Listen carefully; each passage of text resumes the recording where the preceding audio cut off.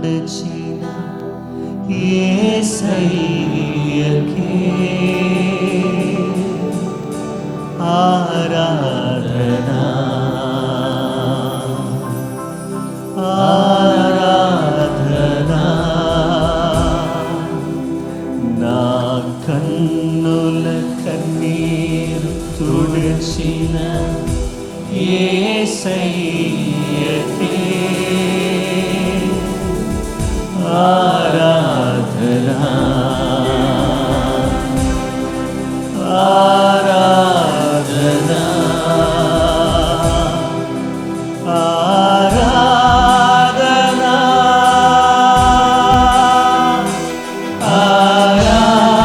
ఆరాధనా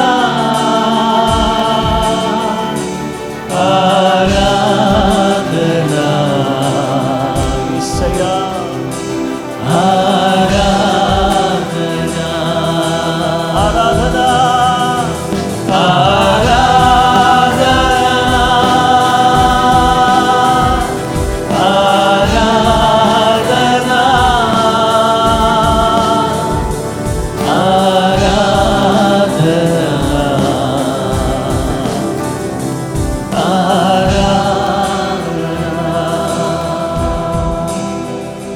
నా హృదయపు వాకిట నిలచిన యేసయ్యకే ఆరాధనా ఆరాధనా నా హృదయపు వాకిట నిలచిన యేసయ్యకే ఆరాధనా ఆరాధనా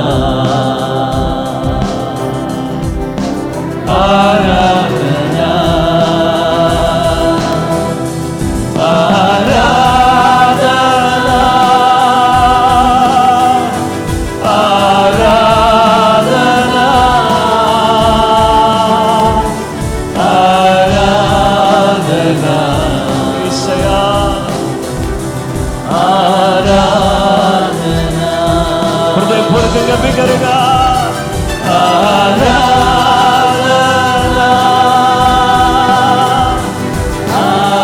ఆరాధనా ఆరాధనా ఆరాధనా తన వాక్యముతో నన్ను కాల్చిన యేసయ్యకే ఆరాధనా ఆరాధనా తన వాక్యముతో నన్ను కాల్చిన యేసయ్యకే ఆరాధనా ఆరాధనా ఆరాధనా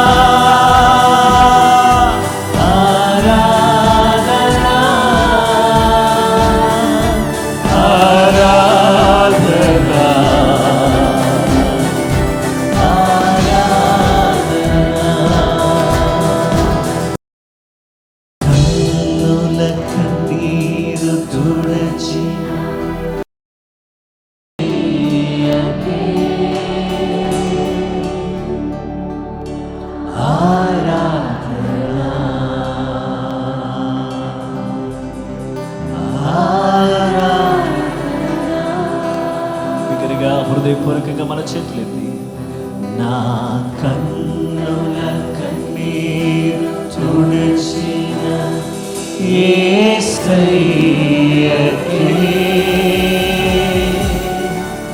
ఆరాధన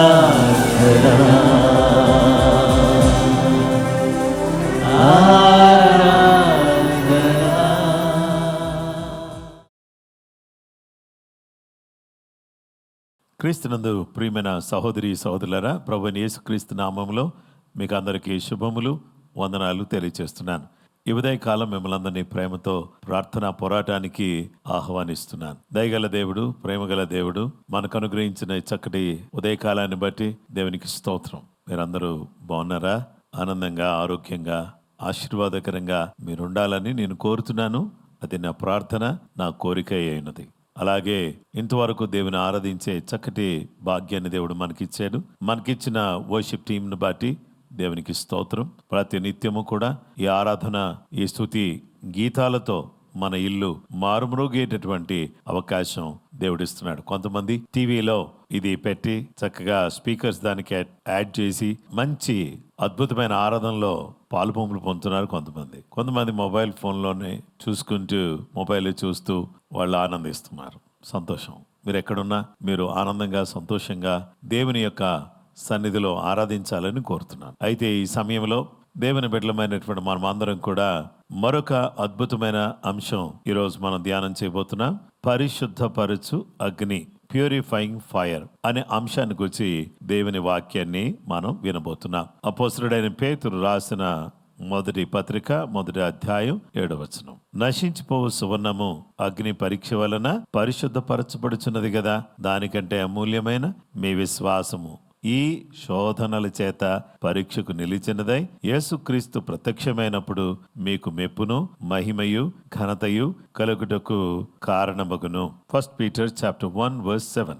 The genuineness of your faith being much more precious than gold that perishes, though it is tested by fire, may be found to praise, honor and glory at the revelation of Jesus Christ. పరిశుద్ధ గ్రంథంలో మనం చూస్తే దేవుడు తన అగ్ని చేత తన ప్రజలను పరిశుద్ధపరిచేటటువంటి వాడిగా మనకు కనబడుతున్నాడు. విశ్వాసులకు ఉన్న విశ్వాసం అది బంగారం కంటే, వెండి కంటే విలువైంది.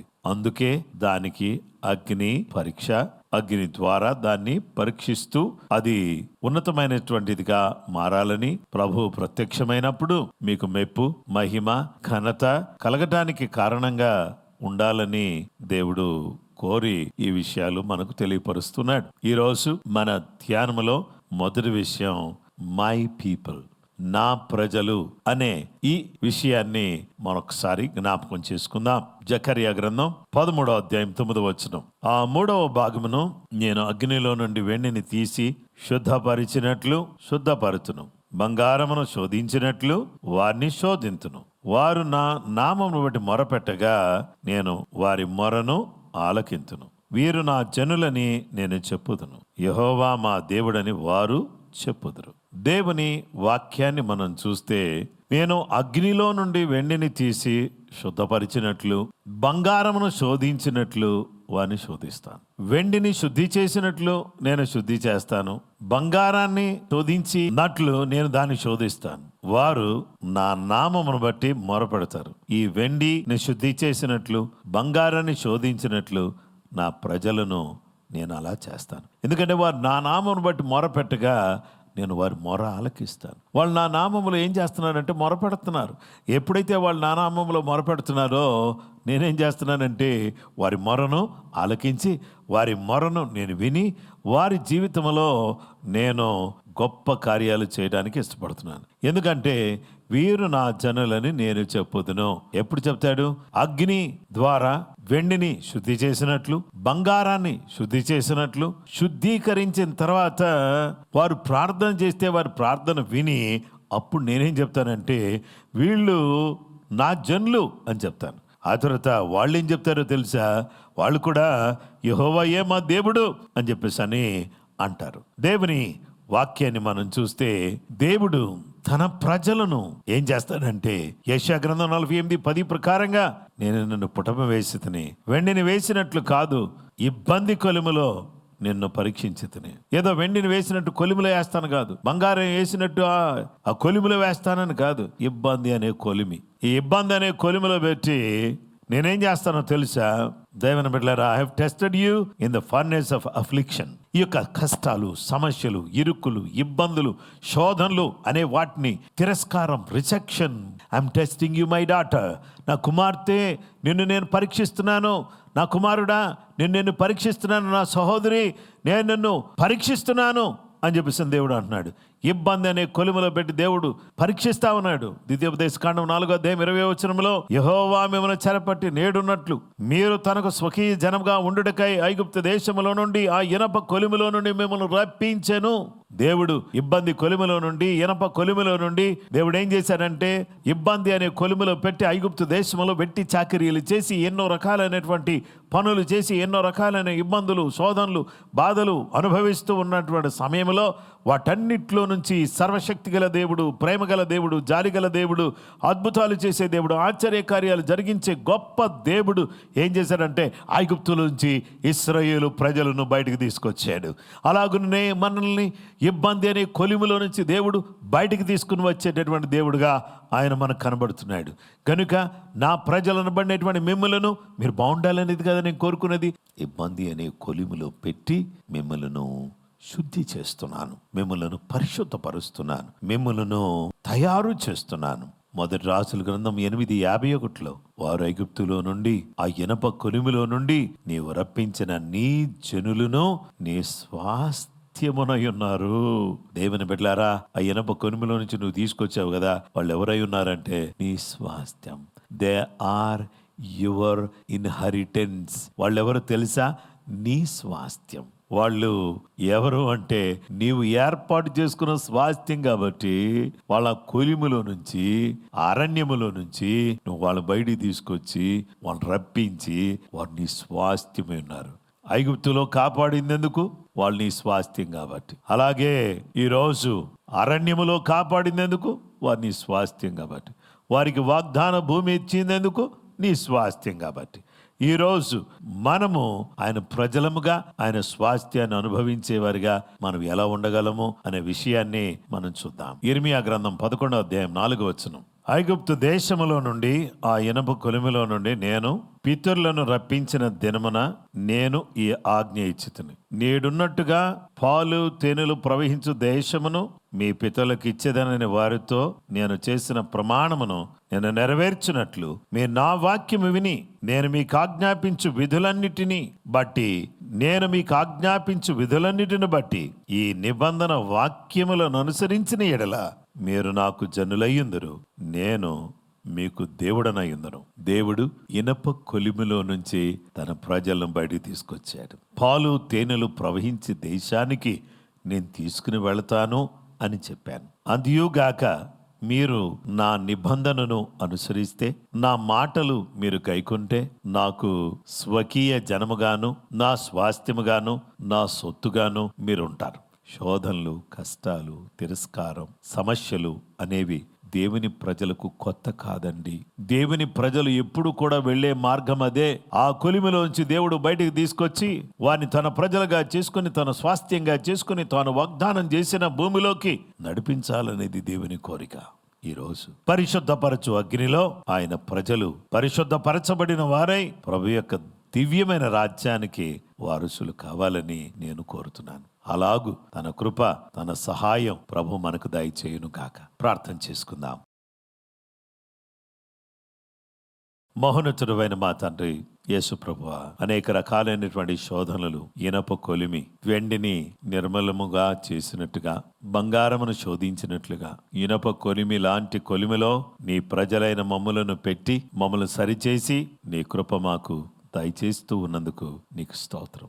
నీవు మా జీవితంలో చేసిన కార్యాన్ని బట్టి నీకే మహిమ, ఘనత, ప్రభావాలు ఆరోపిస్తున్నావు. యేసు ప్రభువా, ఇనప కొలిమిలో నుంచి బయటికి తీసుకొచ్చి అరణ్యము అనే కాలిన ఎడారిలో ఆవరించి సిద్ధపరిచి నేనున్నాను అని ధైర్యపరిచి ఇబ్బందులు అనే కొలిమిలో కుమిలిపోతూ నలిగిపోతూ ఆర్థిక ఇబ్బందులు, ఆరోగ్యపరమైన ఇబ్బందులు, కుటుంబపరమైన ఇబ్బందులు, ఎన్నో రకాలైన ఇబ్బందుల్లో కుమిలిపోయి నలిగిపోయి ఎంతో వేదనతో ఉంటే అలాంటి పరిస్థితుల్లో నుంచి మమ్మల్ని బయటికి తీసుకొచ్చి మీరు నా ప్రజలు అని చెప్పి మీరు నా స్వాస్థ్యము అని చెప్పి వారి వాగ్దాన దేశంలోకి నీ విధులు కట్టడలు ఇచ్చి పంపించారు. అలాగే మా జీవితాన్ని కూడా మా ప్రభువా నీ వెలుగుతో నింపి ఇబ్బందులనే ఎలాంటి కొలిమైనా అలాంటి దాన్ని లో నుంచి మమ్మల్ని బయటికి తీసుకొచ్చి మాకు మెప్పు, ఘనత, మహిమ కలిగేటట్లుగా చేసి నీ ఆశీర్వాదం, నీ దీవెన మెండుగా మాకు అనుగ్రహించమని ఈరోజు ఈ కొలిమిలో ఉన్న వారిని తప్పకుండా మీరు బయటికి తీసుకొస్తారని నమ్మిన వారమై నీకు మొరపెట్టి నిన్ను వేడుకొని ఈ కొలిమిలో, ఈ వేదంలో, ఈ బాధల్లో నీకు మొరపెడుతూ నీ కొరకు నమ్మకంగా జీవించడానికి సహాయం చేసి మమ్మలను మీరు చేర్చబోయే గమ్యానికి మేము చేరడానికి సహాయపడమని యేసయ్య పరిశుద్ధ నామములో ప్రార్థించి అడుగుచున్నాము తండ్రి, ఆమేన్. క్రీస్తునందు ప్రియమైన సహోదరి సహోదరులారా, ప్రభు నామములో మిమ్మల్ని అందరినీ ప్రార్థన పోరాటములో పాలుపంపులు పొందినందుకు అభినందిస్తున్నాను. అదియోగాక JGM Joshua Deeven YouTube channels ని మీరు తప్పకుండా సబ్స్క్రైబ్ చేయండి, లైక్ చేయండి, షేర్ చేయండి. దేవుని యొక్క కృప మీకు, మీ కుటుంబాలకు తోడయుండును గాక. ఆమేన్.